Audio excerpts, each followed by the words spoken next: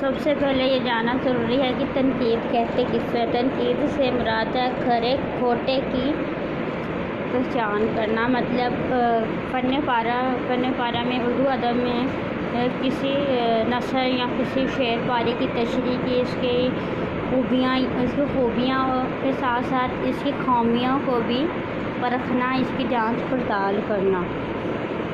ارسطو کی تنقید نگاری۔ فن اور شاعری کے بارے میں ارسطو نے کئی ایک رسالے تحریر کیے جو کہ نایاب ہیں، تاہم شاعری اور خطابت سے متعلق اس کے نظریات بڑی حد تک اس کی کتاب بوتیکات فن خطابت ریٹوریکا فن خطابت ریٹوریکا 3 کتابیں لکھی اس نے، شاعری اور خطابت سے متعلق تھی، وہ ہیں شاعری اور خطابت کے متعلق تھی بوتیکا فن خطابت اور ریٹوریکا۔ رسالوں میں تنقیدی عمل ایک نئی جہت اختیار کر گیا، مطلب ایک نیا رنگ اختیار کر گیا۔ تنقیدی تصورات کی ارتقاء میں تنقیدی تصورات کے شروع میں بوتیکا کے نظریات بلا شبہ عظیم اہمیت کے حامل تھے۔ بوتیکا میں جو شاعری اور خطابت پہ جو بحث کی گئی تھی وہ عظیم اہمیت کی حامل تھی۔ ارسطو کے اس رسالے نے ادبی تصورات اور تنقیدی نظریات کو عہدہ بے عہدہ متاثر کیا۔ آج ہمارے عہدے میں بوتیکات کی اہمیت مغربی تنقید میں نوستہ تلیسی مکتب فکر پیدا ہو گیا، جو ارسطو کے طریقہ کار کو ادبی تنقید کے مستحسن خیال ہے۔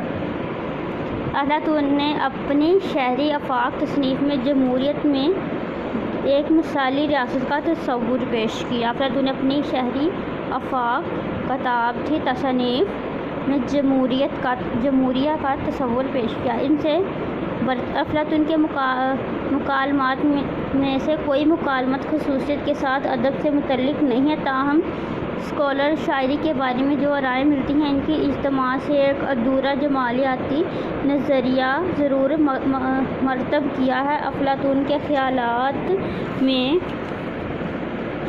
شاعرانہ فطرت کا انسان چونکہ مخدوش ہوتا ہے، مطلب اس لیے وہ کسی نظام میں ٹھیک نہیں بیٹھتا، وہ نظام فکر میں خلل انداز ہوتا ہے، آسمانی وجدان کے بس افلاطون شاعر کو مجنوں اور دیوانہ کہتے تھے۔ افلاطون کہتے تھے کہ شاعر مجنوں اور دیوانہ ہے، اور یہ ایسا دیوانہ ہے جس کے سر پر مقدس دیوی کا سایہ ہوتا ہے، جو اس میں جوش و ولولہ جذبہ پیدا کرنے کے بعد اس میں غنائیت کلام لکھواتی ہے، اس لیے اس کا اعتبار نہیں کیا جا سکتا۔ وہ معلم اور اخلاق کی حیثیت سے ناکامیاب ہے، عالم کی شہرت سے وہ غلط علم ہے، کیونکہ وہ کسی چیز کا صحیح اندازہ لگانے سے قاصر ہے۔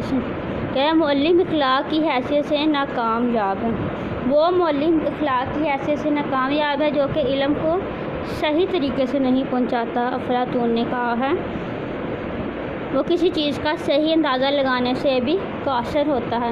مابعدی طبیعتی نقطہ نظر سے وہ جس چیز کی نقل کرتا ہے وہ حقیقت سے 2 درجہ دور ہوتی ہے۔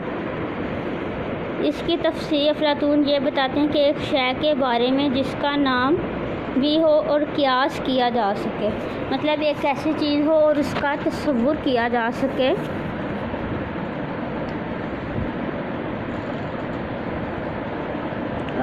اس کی ایک مشترکہ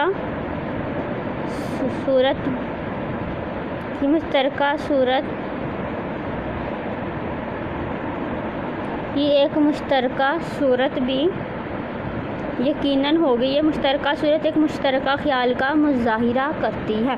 افلاطون کہتے ہیں کوئی چیز ہو اس کا قیاس کیا جا سکے جس کا کوئی نام ہوتا ہے۔ افلاطون کے نزدیک حقیقت کسی بھی چیز میں نہیں ہوتی، کوئی بھی چیز حقیقت نہیں ہوتی، خیال میں ہوتی ہے، بلکہ اس کے خیال میں ہوتی ہے۔ کسی بھی چیز کو مطلب اس کا حقیقت پیش کرنے کے لیے سب سے پہلے اس کے خیال میں جانا پڑتا ہے کہ وہ چیز کی تخلیق ذہن سے ہوئی ہے، اس کے بعد وہ نظر آئی ہے۔ فلسفی کا کام یہ ہے کہ وہ کسی منفرد شاعر سے خیال تک پہنچے۔ شاعر خیال تک نہیں پہنچتا بلکہ اسی شے میں مغمور ہے اور اس بھی غلط طریقے سے پیش کرتا ہے۔ افلاطون کہتا ہے کوئی بھی شاعر خیال تک نہیں پہنچتا، مطلب اس کی باہر کی لوک کو، اس کی حقیقت جو پیش کیا جاتا ہے اس پہ پتہ نہیں کہ خیال تک نہیں پہنچتا۔ اس بات کی افلاطون پلنگ کی ایک مثال وضع کرتے ہیں۔ وہ کہتے ہیں کہ دنیا میں لاتعداد پلنگ ہیں جنہیں مختلف بنانے والوں نے بنایا ہے۔ ان سب پلنگوں کی حقیقت وہ مثالی پلنگ ہے جس کی صورت خدا کے ذہن میں ہے۔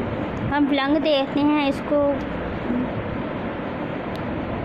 بڑھائی بناتا ہے، پر یہ پلنگ کی اصل صورت اگر دیکھنے میں آئے تو وہ سارے پلنگ ایک طرف، اور جو سب سے پہلے دماغ میں جو تخلیق ہوا ہے وہ پلنگ، اس کا نقشہ، اس کا خیال وہ ایک طرف، کیونکہ اس کے بغیر پلنگ نہیں بنتا۔ بڑھائی جب پلنگ بناتا ہے تو اس کی مثال پلنگ کی نقل کرتا ہے۔ جب ایک مصور پلنگ بناتا ہے تو وہ بڑھائی کے پلنگ کی نقل کرتا ہے، یعنی اس کی طرح حقیقت سے 2 درجہ دور ہوتا ہے، وہ بھی عکس کے عکس کا پجاری ہے۔ ارسطو بطیقات میں افلاطون کا نام لیے بغیر شاعری پر اس کے اعتراضات کا جواب دیتا ہے۔ افلاطون نے اس بحث کے ضمن میں جو اصطلاحاتیں استعمال کی، ان اصطلاحات کے ذریعے ادب و شعرا کے افاقی اصولوں کو پیش کیا۔ ان پر آج بھی اسی طرح بحث ہو رہی ہے۔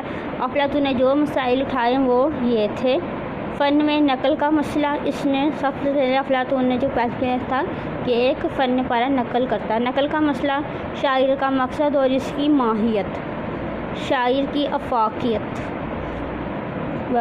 نقل کا مسئلہ، شاعر کا مقصد اور اس کی ماہیت اور اس کی افاقیت، انہی مسائل کو لے کے ارسطو نے جب